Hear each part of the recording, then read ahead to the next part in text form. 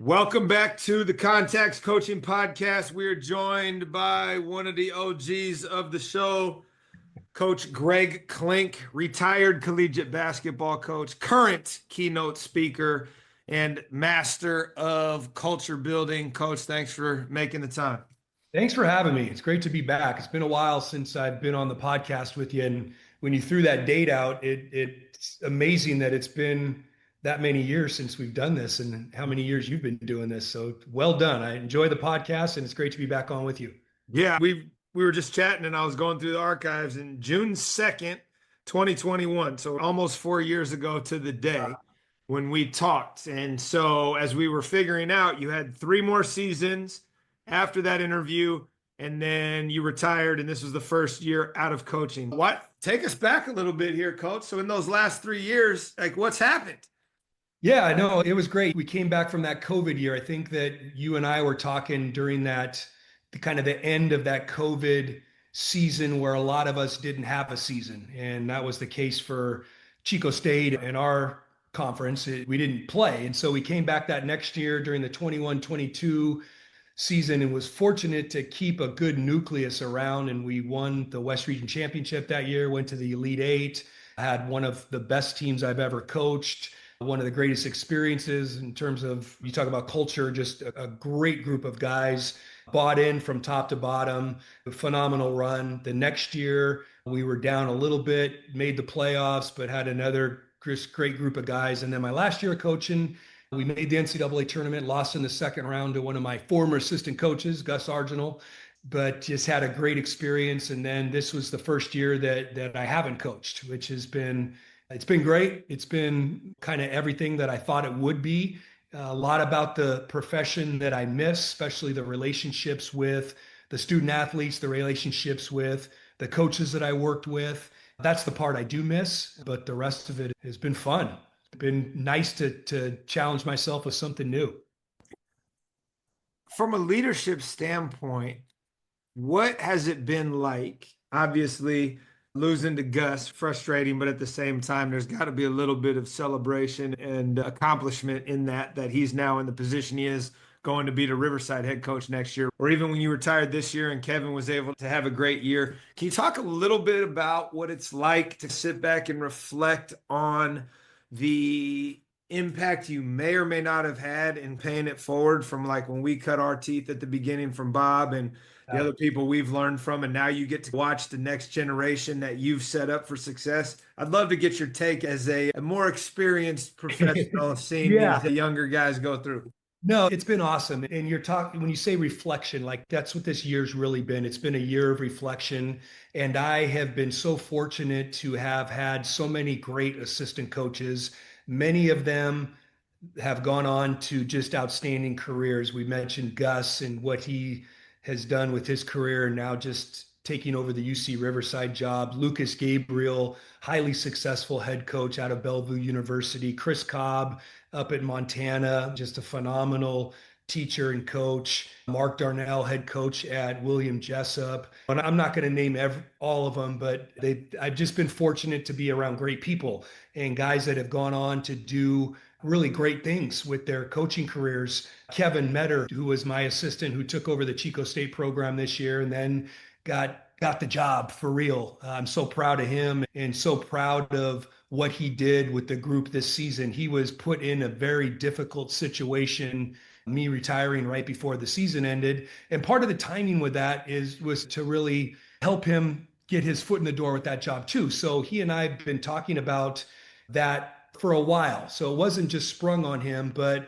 it was a tough situation for him to take over, be the assistant coach, and then all of a sudden say, hey, this is going to be your deal for the year. You got to change roles and change responsibilities and be a different mentor in a lot of ways. And just really proud of what he did and just personally proud of the success the program had. The last thing I ever wanted was to help build a program, see it be really successful, and then walk away and have it go south. So the fact that they had an outstanding season and recruiting has begun, just really proud of what I left behind and the job that Kev's doing moving forward.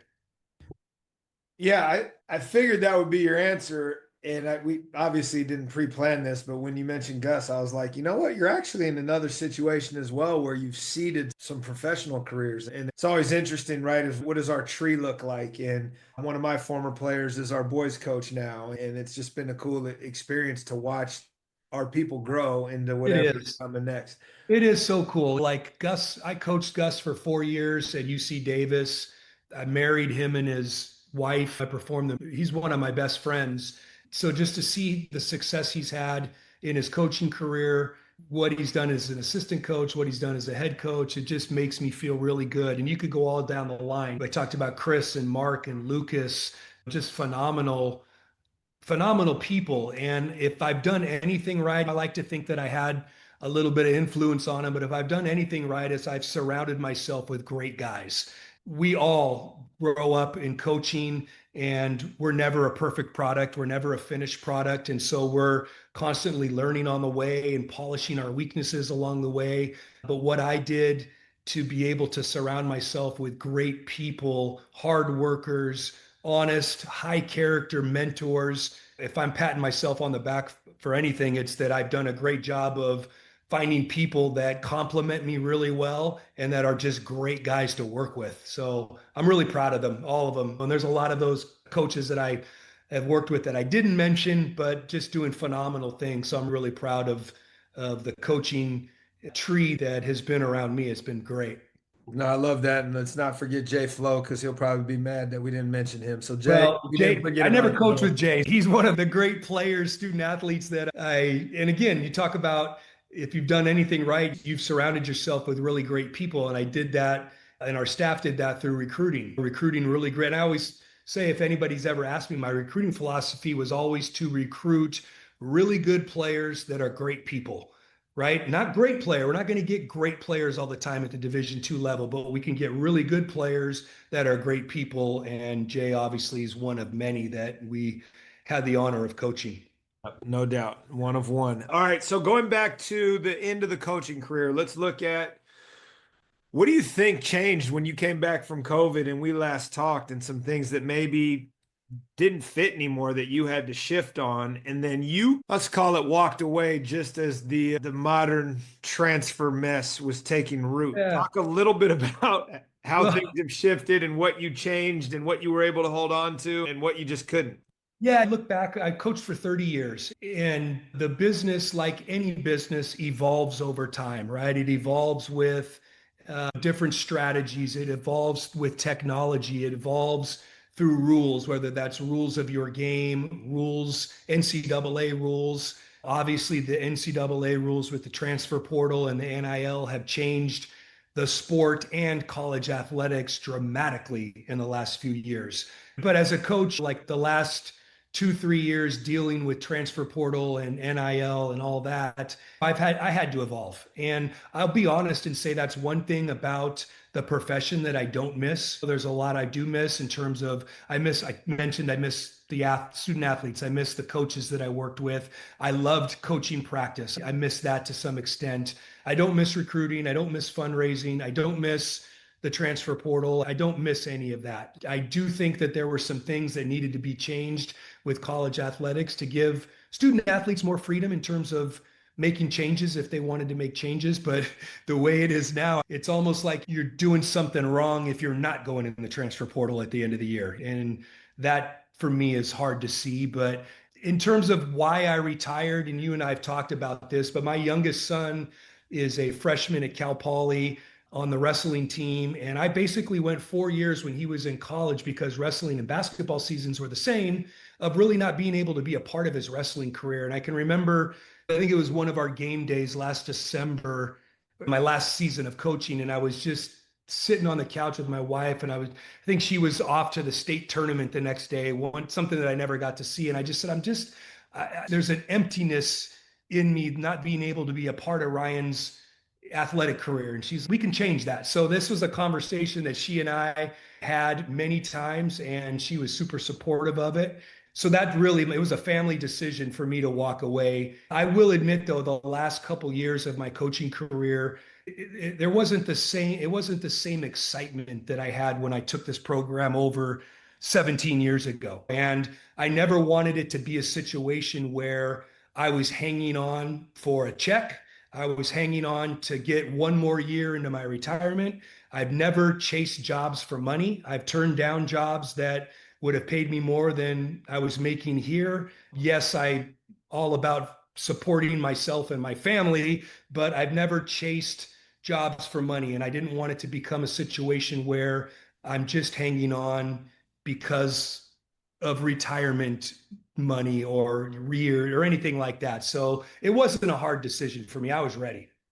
Let me ask this because you're in a unique situation now as you have transitioned fully into your current retirement. Let's call it that because you're going to reinvent yourself, and that's part of what we're going to talk about. But now that you have hindsight and you are done, air quote, you don't have to get in the weeds on which jobs you turned down. But for people that are younger, either physically younger or just experientially younger, that are looking at career opportunities or job opportunities and pursuing them or not pursuing them, what can you now offer from a wisdom perspective, right? Yeah. Of some of these things that I know you and I have talked about, one that you passed on that happened to be right when the kids were going into high school. So it would have been awkward for them, right? But what are all the things that go into that equation that you can now offer as the veteran to, hey, not every job's a good job. And these are all the things that I had to consider in each of these opportunities on Yeah. my path and why I took one versus the other or passed or didn't. I think that's a great question. And I think that as we get older, you said wisdom, we become wiser. And then maybe it's not wiser, maybe our priorities change. Like when I took the Chico State job back in 2008, in those first few years, if you would have offered me a Division I head coaching position, I probably would have walked to it, right? I would have jumped at it regardless of the quality of the school, regardless of the quality of the program, the opportunity to win, where you live, all that. Like that as a young coach, you get caught up in making your next move. And the grass is always greener on the other side of the fence. And then as you get older and you have a family and you have kids, your priorities change, or at least mine did. It became more about my lifestyle. It became more about being at a place, I need to be at a place where I have an opportunity to win. I will drive everyone around me crazy if that's not at least a goal, right? So in looking at the Chico State job in 2017, we'd won our second West Region championship, and I got offered a Division I head coaching job. And it really wasn't hard for me to say no to that because my lifestyle here was so good. I had three boys, all in junior high at the time. The last thing I wanted to do was uproot them and move them to a whole different state. My wife loves it here. I love it here. I went to school at Chico State. I love this community. And so all of those factors weighed more heavily than a Division I opportunity, more money. And it was more money, but it wasn't life-changing money, right? I was doing fine. I wanted a lifestyle. I created a lifestyle. I wanted to enjoy it. I got approached a couple different times about going back as a Division I assistant. And those were easy no's because again, of that lifestyle, as the head coach, I create my own schedule, right? If I want to go to a kid's t-ball game or a soccer game or a wrestling match, if I can get to it, I'm going to go. And as an assistant coach, you're at the mercy of somebody else's schedule. To answer your question, I looked at more of those opportunities as how is this going to affect my happiness? How is it going to affect my marriage? How is it going to affect my relationship and the time I'm able to spend with my sons? And so, looking at all of those things and deeming those things most important for me, they were easy no's because I had it so good coaching at this place. We could win. Not that we won every year, but we could win every year. I could coach and recruit great guys. I could live in a great community. I could live in a great house. I could provide an education for my kids. Like all of the things lined up, and I was happy. When it wasn't perfect, there are things about any job that aren't perfect. But as I got older, my priorities shifted, and it really made me think what's important. What do you want to do? And that's really what went into this decision to retire. What do you want to do at this point in your life? Do you want to hang on for another 5 or 6 years and not put into it the same amount of passion that you've been putting into it? Do you want to go do something else? I've never been tied to, I have to do this because society says so. I'm going to do what I want to do. And I think that's what's important as we enter the twilights of our professional careers, and how do we share the wisdom, which a buddy of mine, Jason, described as you can get knowledge in a book, you can only get wisdom with time. Yeah, And you true. have that, right? And you've gotten to a point, right, even in that initial those job offers. If it's, I'd say I shared this with a friend of mine the other day that was juggling a few things, and it's like it's not a hell yes, it's a no. Where when we were younger in early career, it's an opportunity, let's go figure it out. And now it's no, I don't want to even talk about that. Yeah. And you asked me a question earlier about the assistant coaches that worked for me and just still being able to have an impact on them. I was talking to one of my former assistants a couple of days ago about a job. He was in the midst of pursuing a different position, and he was asking my opinion. What do you think? I said, what I think is you pursue it and then you do what your gut tells you. You do what your heart tells you. You're going to know. And if you go down and you get excited about it and you feel like it's the right fit, you'll know. And it'll be a yes. But if there are red flags and it doesn't feel right, but other people are telling you, oh, you should do it, because those other people don't know anything about what your situation is. They can look from the outside in, but they don't know your family situation. They don't know what's important to you. They don't know what's in your heart. You need to make decisions that are going to be good for you and your family, and not decisions based on what maybe other people think you should do, or those cookie cutter steps that a lot of people do as they chase their promotions in their careers in any business. Yeah, what can you shed light on in regards to this whole concept we're talking about, in regards to the idea that it, let's call it exploration, exploring an opportunity doesn't mean you're committed to taking it, right? So many of our, hell, us at some point, right? But our assistants, our former athletes, and hey, should I explore this? Like, why not? There's no downside to getting information. It doesn't, there's no commitment to exploring, right? Like, how have you learned like where there should be an exploration process versus don't waste your time? Talk a little bit about that in regards to sharing with up and comers. What's the downside to checking something out? I don't think there is a downside. I think that if you're wanting to make a move or wanting to progress or maybe wanting to get to a higher level, or maybe you are chasing more money, maybe you're in a position where you're in a part-time position and you need to make a move. I think exploring, and I used to tell my assistants this all the time, and I never wanted to lose my assistant coaches. And I don't think I had any of them last more than 4 years. And part of that is because they were really good and they did a great job, and they had other opportunities, and I encouraged him to look at other opportunities. I would always tell him, like, you need to constantly be pursuing other jobs. It doesn't mean you need to take other jobs, but one, you don't know what's out there unless you really dive in and research it. There might be an open assistant position at a certain school, but unless you really dive into it, you don't know what that's about. And so if you don't look at things and don't explore things, you're going to get stuck. And then I think a lot of times, especially assistant coaches, this happens, you get pigeonholed at one place. And so you might pursue jobs for the first couple years, you're at a place, and then you're there another year and another year. And pretty soon people stop asking. If you've said no so many times, you might get labeled as somebody that's never going to leave. So I think it's always good to look at things and get excited about things. And you don't know if something's going to be a good opportunity unless you really dive into it and research it. And I think it's good networking. I think that in this business and coaching, so many times our next job is not necessarily because we're highly qualified for it. It might be because somebody at the school or a principal or an AD, or you have a connection with a coach. So I think pursuing jobs is also another way to network and market yourself and get to know people. So I think it's nothing but positive. No, and I agree. But I think you've also encountered this, and where, let's say I have a colleague that is exploring another job, but doesn't necessarily want the head of school to know. And I'm like, why not? Like, you need them as a reference. If you explore and it doesn't work, then you're just validating that we're the right spot. Like, how have you coached or advised people in your own space about who to let in or not, and why that matters? That's a tricky one, because you would like to think that every, let's just use assistants as an example, right? That every head coach you work for is supportive of you and is looking out for your best interest. And we know that's not the case all the time, right? I really believe, I know this for a fact, that the assistant coaches that worked with me knew that I had their best interests in mind. And I would be approached by them and I would tell them, I go, you pursue any job you want to pursue.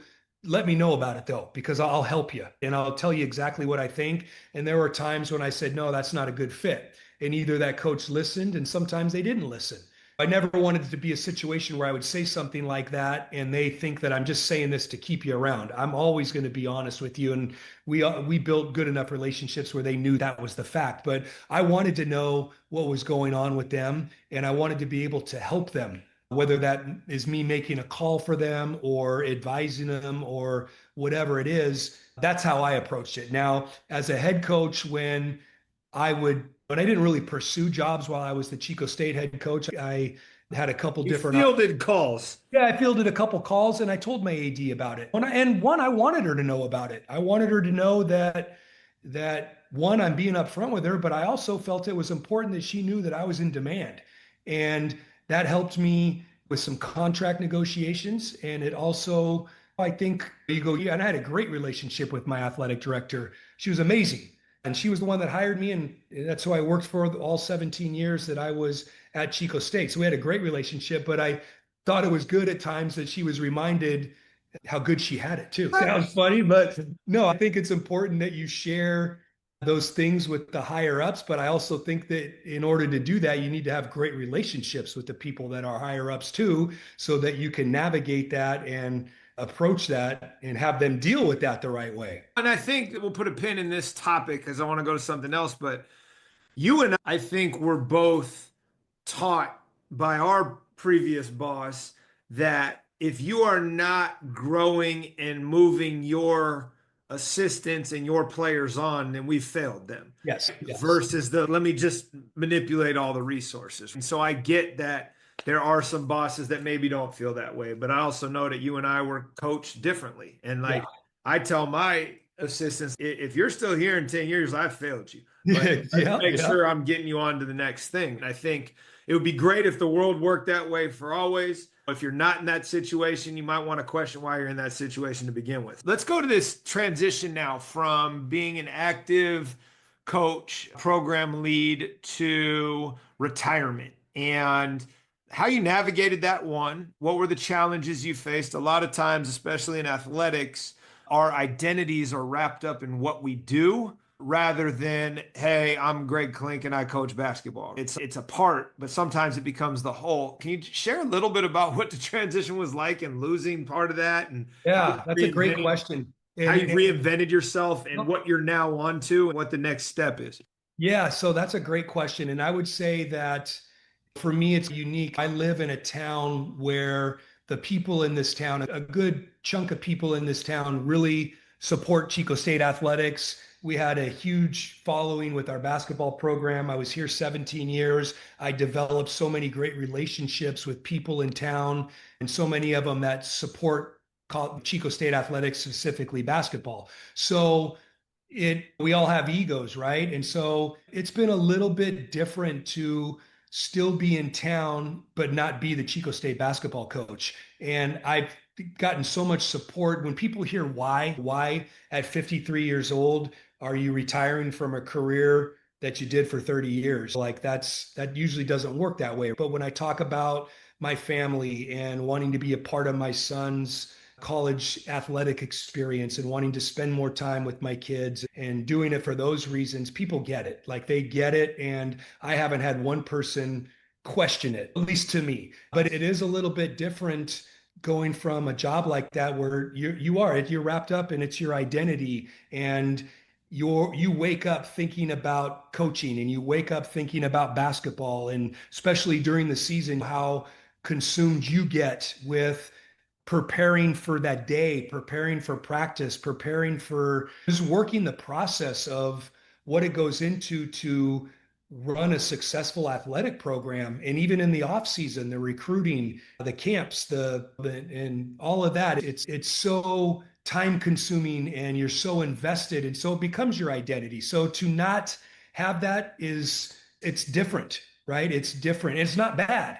I have an ego, but I'm pretty good at checking myself too. And I feel like I've dealt with it well. And I've mentioned this a couple times, one before we got on air and then once after. It's like the thing I do miss is the guys. And I still have great relationships with the student athletes that were here for a couple years before I left. There's been a handful of them that have gone into the transfer portal and have decided to move elsewhere, and they've reached out to me and just asked me questions about places and this and that. So I'm still a part of some of their lives, which makes me feel good.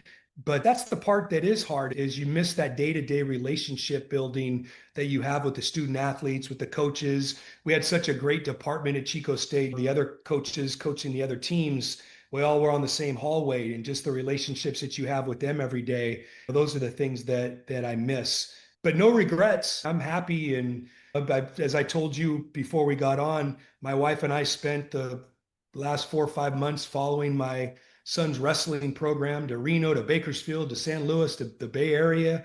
We're going through 4 years of coaching him, or not coaching him, not seeing him really in high school.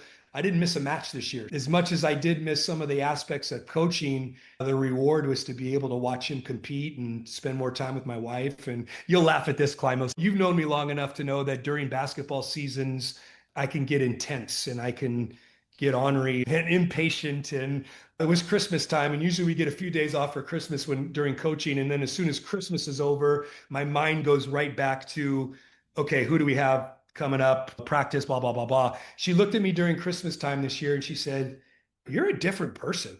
Like and it was a compliment, right? She goes, "You're a different person." And I go, "Yeah, I can feel that. I can feel that." It's been good. It's been good. I love that. Oh, funny. Okay. How are we reinventing ourselves? So, obviously, for people that don't know, didn't listen to the first episode, they're late to the party here. 17 years, ton of success, multiple Elite Eights and West Region championships. And there's a book written about the program. Yeah. Behind the Red Door. If you ever want to go read it, it's a great book. But the highlights, the high notes is basically Chico State men's basketball has this 17-year track record of success due to the standards, culture, etc., that prop it up, right? Obviously, you recruit good players. Part of that is the allure of being part of your program. And now, how are we packaging that to offer it to others? Can you talk a little bit about that, and then we'll get into the weeds on what you've learned about culture building?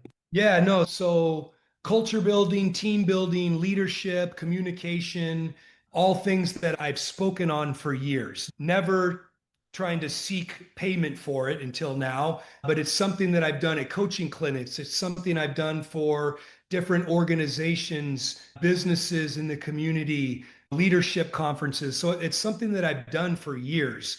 And it's something that I love to do. It's something I'm passionate about. I love to inspire people. I love to speak. I love to talk about things that I know I can have an impact on. Teaching young coaches how to build a program, how to build great culture, how to formulate a vision. Part of the workshop is formulating a vision of what you want that program to look like. And it's not just about winning championships. It's what you want that program to look like in terms of academic success, how you represent your school, how you conduct yourself at functions, how do you teach kids to communicate, all of those things. So formulating a vision, implementing different principles that go into culture building, team building, program building, and then how you see it through. We can all very easily formulate a vision of what we want the program to look like. I did that for 14 years as an assistant coach. I formulated this vision of what I wanted the program to look like when I got my head coaching opportunity. So in 2008, I get the Chico State job. I have this vision in my head. Okay, now the work comes in. How do you implement that? How do you hold people accountable for that vision? How do you have this vision in your head and communicate what that vision looks like to your assistant coaches, to your athletic director, to the training staff, to the student athletes that you recruit? If you're going to make that vision a reality, communicating that vision is paramount in terms of creating it. And then how do you hold people accountable for it? Just telling you what my vision looks like is great, but unless I get you to buy into that vision, and unless I hold you accountable for that vision, then it's pointless. So that's really what I love talking about. I love talking about team building, culture building, leadership, do different workshops with coaches, do different workshops with student athletes. Going into this spring, I went into different high schools and I talked to a college basketball team, high school basketball teams as they're going into playoffs, just about culture building and what you can do as a student athlete to enrich your experience, being a great teammate, relishing in your role. Talk about that. So there's a lot of different stuff that goes into it, a lot of things that I'm passionate about, and this trying to get the word out about what I'm doing now and how I can help different programs, not just basketball, all different athletic programs, teams, corporations, in terms of team building and really being part of something special. How you create something special and how you be a part of something special. Yeah, for sure. And I think that's the allure, right? That's what your 17 years have proven, that I got a blueprint. Obviously, it needs to be morphed depending on the situation, but it works. And how do we adopt this? How do we take the pieces that work for us and utilize it so that we can replicate not necessarily the winning, but the what goes with our constituents into the next phase of their life. We'll get to at the end how people can reach you, but for right now, the workshops that you put on is legitimately titled How to Build a Championship Culture. Yeah, building championship culture. And it's me taking the audience through, and again, it's tailored to every situation, but it's me taking the audience through 10 different principles that I valued building the Chico State program. And I've got a lot of different stories of coaching scenarios that I went through to illustrate my points. I have a lot of different examples that I give with different teams and different corporate in terms of building great culture, examples of building great culture. But it really starts with the vision, creating a vision of what you want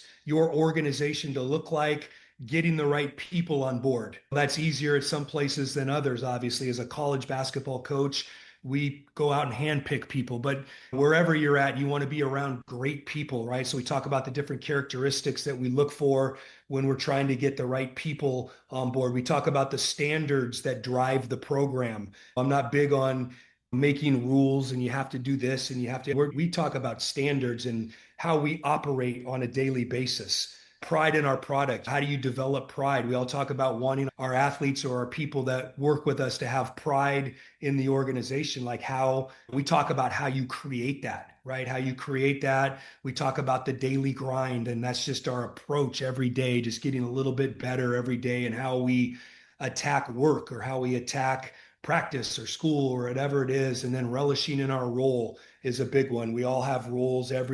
Everybody's role is important. So we talk about how we communicate role definition and talk about stories in terms of that. And so there's a lot of different things that go, how you represent, I call it being a billboard, how you represent your school, how you represent your organization, what that looks like, communication, accountability, service leadership, relationships, all of the things that go into what I think build any great organization. When you talk about, it doesn't really necessarily talk about winning. I truly believe this, Justin, that the reason we won at the level we did was we had really good players and we coached them really well, but our culture drove it. Like it really drove it. Like the expectation, I'll give you an example, like how we operate on a daily basis in terms of how we practice.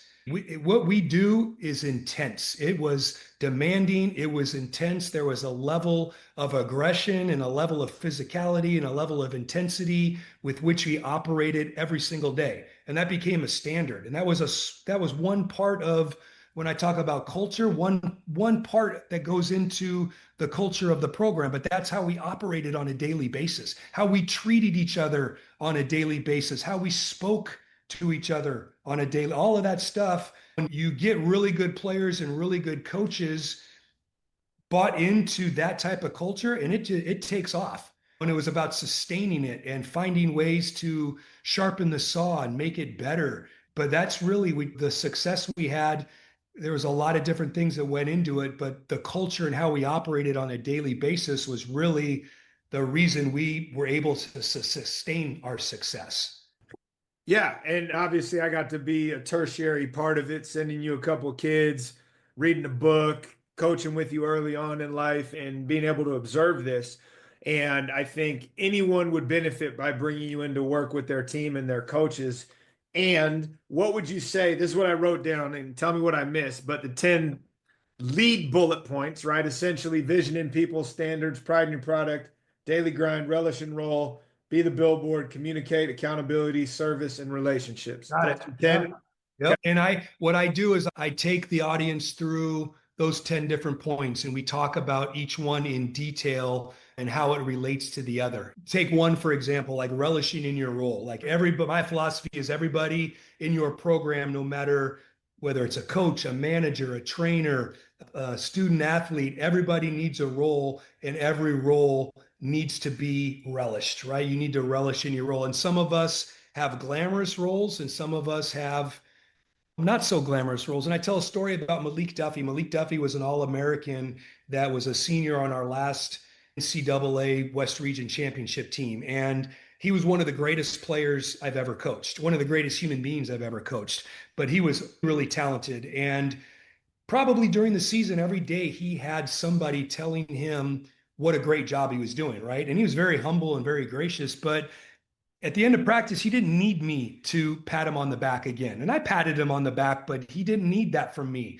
Now, we had another guy named Josh Curls who played about 5 minutes a game, who was the ultimate teammate, right? Did everything you asked of him to do in practice, made the team better, had a phenomenal attitude, was the life of the deal on the bench in the locker room. And so there would be multiple times when we'd be standing around in a circle after practice and I would call him out. I would just tell him, hey, dude, what you're doing every single day and the role you have, I know you want to play more, but we would not be winning the way we're winning if it wasn't for you and what you do. And I might do that with a student manager, right? Like we had a phenomenal guy my last couple of years named Ricky Delgado, and this guy was the backbone of just the organization and doing the dirty work and the things that people didn't notice. And I'd call him out at the end of practice and just tell him how much I loved him. And you're just doing a phenomenal job. Then it became really more powerful when other people would do it, when an assistant coach would do it, when a student athlete would call out one of their teammates. So we talk about stuff like that, relishing in your role, the daily grind, how you approach every single day, things that are important, how you establish that type of work ethic, all of those things that go. But you hit them all. Those are the 10 things that we talk about in our coaches talk. I tailor it a little bit different when I'm talking to student athletes. I simplify it a little bit more and try and give them a little bit less. But in terms of coaching and running a program, to me, those are 10 things that can really bolster what you do in terms of culture building. Yeah, and I'll wrap with this on this particular topic, and I'm sure you and Rich have talked about it. Rich thinks this is my soapbox, and it is like role definition is king. And if you don't tackle that up front, that's where your issues come from. Yes, Right? 100%. And you can be as blatant as I was with Tyler back when he was a junior, and it was like, you will never play. If everyone gets hurt, I will bring up the entire JV team before you set foot on the court. Do you want to be on the team? Yes. Great. Now, and you've level set, No. and then you star in the role you have and train for the one you want. And he started as a senior and he won a section title, but him understanding what that role was led to him being able to be the best teammate he could at that particular moment. Oh, for sure. You hit it right on the head.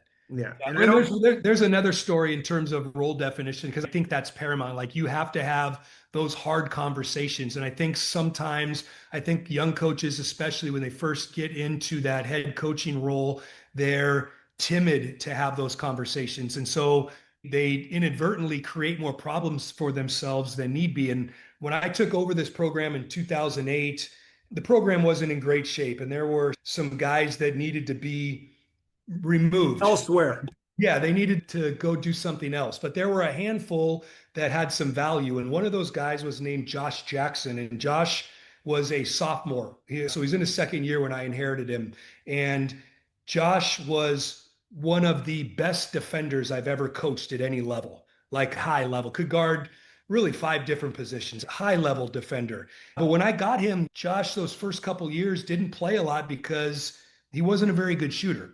Okay. Now he thought he was a good shooter, but he wasn't a very good shooter. He wasn't a very good ball handler. And so he'd go in and he'd take a bad shot and he'd dribble it off his knee. And I'd pull him out and I'd say, Ed, those are the shots that told you're not supposed to take and blah, blah, blah. So anyway, he goes into his senior year. So this is my fourth year coaching now. We're going into his senior year. So he was a senior with Jay Flores. They were the two seniors on that team. And so going into that year, I sat him down and I said, Josh, I go, you want to play, right? And he goes, yes, I'm dying to play. And I said, okay, here's the deal. I go, don't shoot the ball. Don't shoot it. And he rolled his eye, looked at me like, what are you talking? I go, don't shoot the ball. I go, unless there's 5 seconds left on the shot clock, don't shoot it. Don't dribble the ball. If you dribble it more than twice, make a jump stop. Catch the ball at the top of the key, swing it, and cut through. I go, can you do that? And he sighed. He goes, yeah, I could do that. And I said, and can you play defense? And he got all fired up. He goes, you know, I can play defense. I said, yeah, I know. And so he bought into his role. This isn't a success story. He bought into his role, was our sixth man, win our first conference championship that year with him and Jay as seniors. And you talk about vision, Climo, I had this vision in my head going into that year of winning a conference championship at home and seeing Jay Flores cut down one net and Josh Jackson, and I'm getting chills thinking about it, cutting down the other net. And so to have this guy buy into his role, help us win a championship, and then see that vision that I had in my head come to reality, it doesn't get any better than that, right? But that was a guy that, and they all get their roles explained to him, but that was a guy that sacrificed what he wanted, did what I thought was best for the team, and consequently helped us win our first conference championship. So it was good, but you hit it right on the head. Like, you got to communicate those things. And part of this workshop is teaching, especially young coaches, how do you do that? Like giving real life examples of how you communicate that to your team. And it's easy when you've got great players. Like, your job is to start, score, take shots. And then your job is to come off the bench maybe and play limited minutes, but you need to be the best, most enthusiastic guy while you're on so those are the tougher ones, but the necessary ones. Yeah, for sure. And we could talk about this role definition conversation for hours, but I'll give two things and I'm going to ask a follow-up question.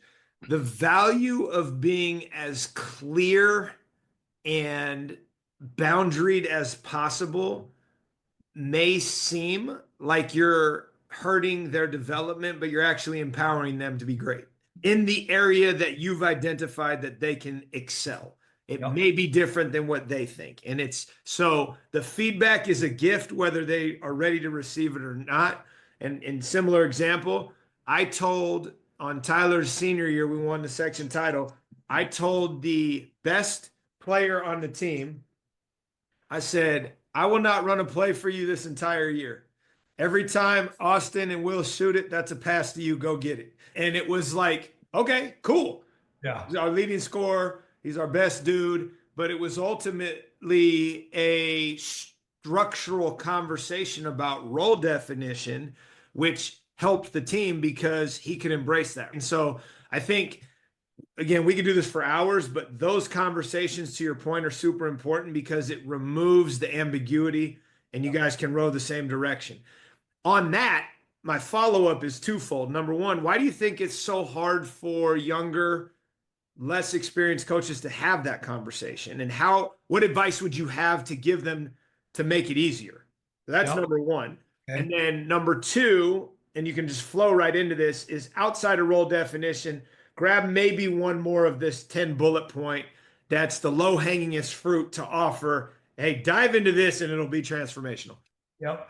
Oh, yeah, good. So the reason I think it's difficult is because we're human beings and we don't want to disappoint people. We don't want to discourage people. We don't want confrontation. I think our mind sometimes goes, if I really am completely honest with this person, what's their reaction going to be?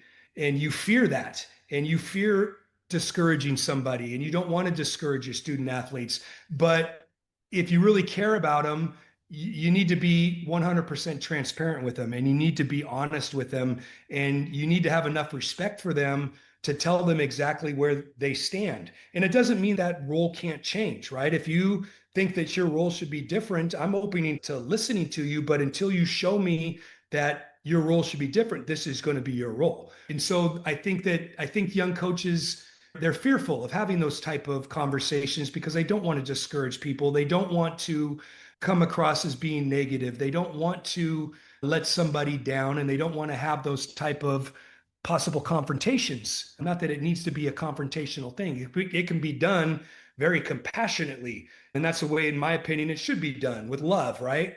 But I think that until you really do it and you see the value in it, I think young coaches, not all of them, but some of them tend to shy away from having those conversations because they don't want to let people down or discourage people. Tell me the I want to add something. I'll get back to that okay, yeah. question. Using basketball as our litmus test on this, I think what I've learned over the years and what we all need to be better at, and I remind myself every year, is if you're 1 through 5 and you're starting, it's easy. You're playing a lot, right? If you're 6 and 7, you're getting in. You're going to contribute. If you're 11 through 15, you know you're not playing. It's easy. 7 or 8, 9, 10 are the kids you really got to worry about because they don't know on any given day whether they're going to get in and play 25 minutes or play two. And I think that's something that isn't articulated well enough. So I offer that here for people listening. What sport are you coaching and what aspect of your roster are the kids that don't know on a day-to-day basis what their role will be? Because in basketball, it's 8, 9, 10. And it's like, how do you caretake those kids? Okay, moving on to Well, second. let me just touch on that too. Yeah. Is like, I think one of the things that I was cognizant about is I was one of those guys at Chico State. When I played my last 2 years of college basketball, I played in one game my junior year. I was an afterthought in terms of who you're going to put in, right? I played in 12 games my senior year, so my role was bigger, but I would play spot minutes, and then there would be game upon game where I wouldn't see the floor. And so my point is that I know how that feels, right? And so when I would coach my teams, I was really conscious about, okay, what is 11, 12, 13, 14, those guys on the roster in terms of playing time, what are they going through right now and what do they need from me? They need me to be honest and they need to know why, but they also need to know that they're valued. And that's what I'm talking about, like relishing in your role and really calling. We all know what a put down is, right? But having those put ups at the end of practice where you're acknowledging the guys that aren't playing but that are still doing a phenomenal job with their role and making the program better. So I was always very conscious about that. So that I think that's important. You need to and I think coaches that were great players, not all of them, but a lot of them lose sight of that because they've never in that role and they don't know how discouraging sometimes that feels to not get in the game and to know that you're probably not getting the game tomorrow either. No, exactly. And the only thing that makes that a little bit easier is that it's like you're never getting in. So you can at least understand what your role is in those moments, but it doesn't really make it any easier. All right. The follow-up question was, we don't have time to go through all 10 of these, but when you go and you do the programming for people, you get in the weeds on it. But what would you say is the next low-hangingest fruit besides role definition that can transform a program that you can spend 5 minutes talking about? Yeah, I think accountability, like holding people accountable. We talked about coaches not wanting to have those hard conversations about role definition. This is what I find a lot of coaches aren't willing to be stubborn and hold their people accountable for the vision they have in their head. And I talked at the beginning about it. At least for me, formulating the vision was the exciting part, right? It's okay, I'm going to take over the Chico State program. We're going to win championships. The guys are going to graduate. The community is going to be proud of them. We're going to look sharp. We're going to treat each other like this vision. That's the part that's exciting. And then communicating that vision. But if you're not going to be stubborn enough to hold the people accountable for your vision, then the vision's pointless. And I'll give you a couple examples. So in years 1, 2, and 3, and this was when Gus was with me as an assistant coach, he and I were completely on the same page with our vision. We talked about it every single day. And the reason I hired him is because he had the same values as I did. I loved him, but he had the same values as I did. And the things that were important to me in terms of character and work ethic and passion and all of those type of things were important to him too. So when I communicated my vision to him, he could see it. So then he and I had to communicate that to the other couple of volunteer assistants that we had.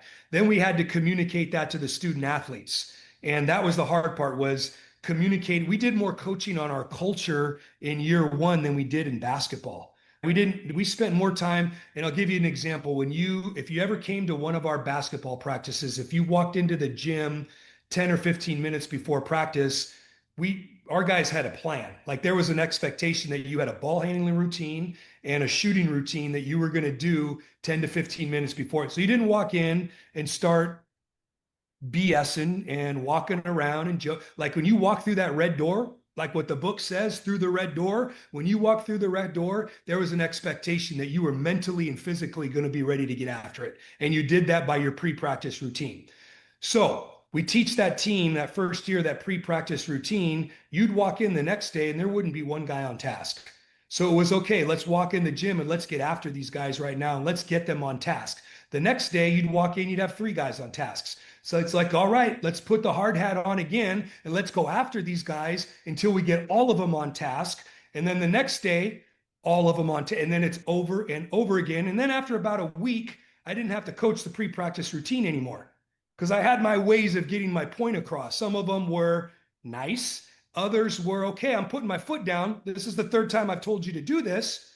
You're not meeting my expectation, so let's pay the price now. And whether that be running or hard conversations or whatever it is, I was stubborn, and it was going to look the way I wanted it to look. How we traveled, how we walked through an airport, there was an expectation of how you were going to conduct yourself and how you were going to act. And there were many times early in those first couple of years where we'd come home from a road trip and there would be some hard conversations about how we conducted ourselves. And that we weren't out robbing banks, but how we talked and how the language we use in restaurants and in airports and hotel. Like, there's an expectation of how we're going to conduct ourselves and how we're going to represent the university and the program and the school, right? Part of my vision had to be communicated, and then they had to be held accountable for it, right? How assistant coaches conducted themselves on the road recruiting. There was a vision and an expectation and an accountability piece for that. So I would say, in terms of one or the other, they're all important, but if you're not willing to hold the people in any organization accountable for the vision or the mission of that organization, then you shouldn't be in the leadership role.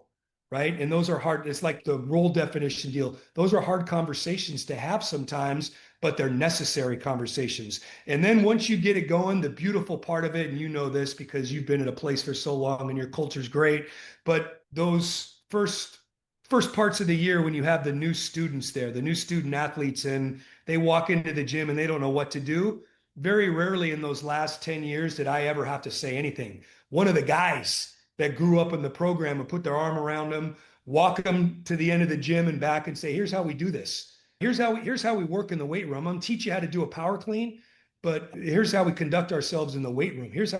So it became player led as opposed to always having to be coach led. But those first 1, 2, 3 years, there was more culture coaching done than basketball coaching, but it was necessary. So the accountability piece is huge.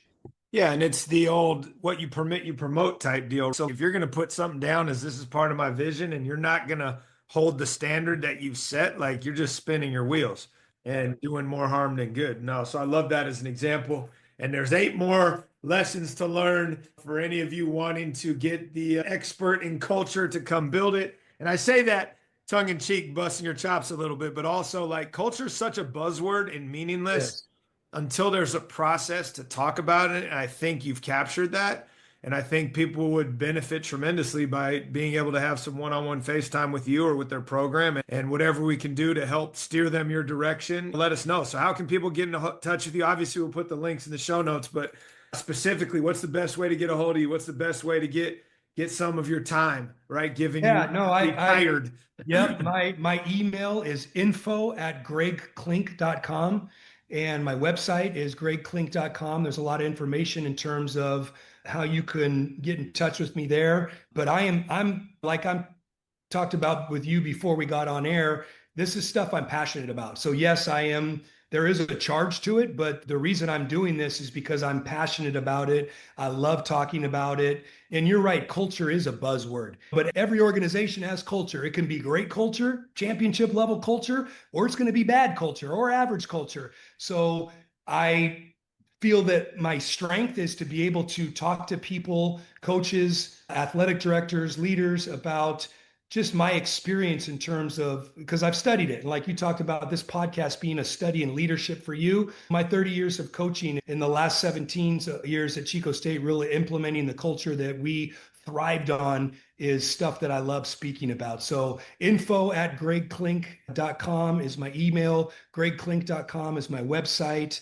Would love to get in front of your teams, any sport. Would love to get in front of your athletic departments, organizations. Hit me up and we'll make it happen. And clearly, you're not allergic to traveling given your last year on the road. So that's a good No, thing as no, well. I'm good to go. I will go anywhere to have an impact and be able to speak about the stuff that I love speaking about. So, yeah, hit me. Well, yeah, and I want to just close by something you said. You can have a good culture, you can have a bad culture, and I'd also say that you can have a culture you choose or one that you fall into, right? And usually the ones that you have designed and organized and planned for sustain better than the ones that you fall into. Yeah, exactly. 100%. And you've been at a place for a long time, and it's about finding ways to enhance your culture. And so I know any athletic department that I go into, there are going to be coaches there that have phenomenal cultures and then others that need help. And so with those that are experienced, it's okay, what can you do to enhance it? I was always trying to find ways to make it even better. But a lot of the times, those were assistant coaches bringing me ideas. And oftentimes it was players. I'd ask them at the end of the year, what can make our culture better? What can we do to even enhance the experience even more? And I'm an open book too. Like I'm still learning and trying to find new ideas and all that. But it's stuff that I'm passionate about and love talking about. So I appreciate this opportunity. Awesome. So I'm going to ask one more question because this is what we've been ending with, and it's been a while. It's 4 years later, but the closure is always what is something that you have most recently changed your mind on, and the growth mindset of how we challenge our belief systems. It doesn't have to be basketball related, coach, but it's I used to be over here and dug in, and now actually I'm over here, and here's why I made this intentional shift in what I believe. That's an interesting one. I think that when I'm looking back on my 17 years as being a head coach, I think that early on I was extremely stubborn, and I think that benefited me well. I think where I have changed over the years, and this hasn't been a drastic change as of the last year or two, like this was an involvement that I had over the course of the years, but I became more open minded, more patient, more open to others' ideas. Whereas if you would have caught me in year one, two, three, four, this was a team and there was a lot of collaborating that went on, but a little bit of closed-mindedness on my part. And again, where we took the program over in the state it was in, I think that it was necessary at that time. But I think where I have become a different human being is I've evolved in terms of my patience, of being more open-minded, of listening more. But I really think that in this day and age of athletics and where it's at, especially at the college level, you have to do that. If you're not going to be open-minded and listen to people and take input, you're going to suffer for it a little bit. And so I don't know if that's a complete answer to your question, but I do think that's something that I can see in myself over the course of the last few years where I've evolved as a human being. And I think my wife will tell you that too. I think I've done that in terms of our I hope relationship so. and how we communicate too. But yeah, like I would say that's something that I've learned or changed over the course of probably the last 8 to 10 years of my life. I've seen an involvement in myself. Love that. And that's what we're all striving for, right? We don't want to be the same version of ourselves yesterday. So, Coach, I appreciate talking to you as always. Thanks Oh, for it's coming fun, buddy. I on. appreciate you having me on. Yeah, it's great. I'm excited for you too. Over, what'd you say, 250 something episodes now? That's quite a testament to you, your ability to get good guests, because I know you know better than me how many podcasts get started and then never evolve into anything. And you've been doing this 5 years now and have had that many episodes and delivering such great content. I'm proud of you. That's awesome. big I time. appreciate that. And as you mentioned, there's a certain stubbornness that is needed when you are competing with the JJ Reddicks and Matt Barnes and Gilbert Oh yeah. Arenas of the world, that I just feel like 10 years down the road, maybe attrition will move us up the chain. Who knows? But Yeah, you're doing great, buddy. I'm happy for you and proud of you and proud to be on this deal. So all thank right, you. man. Talk soon. All right.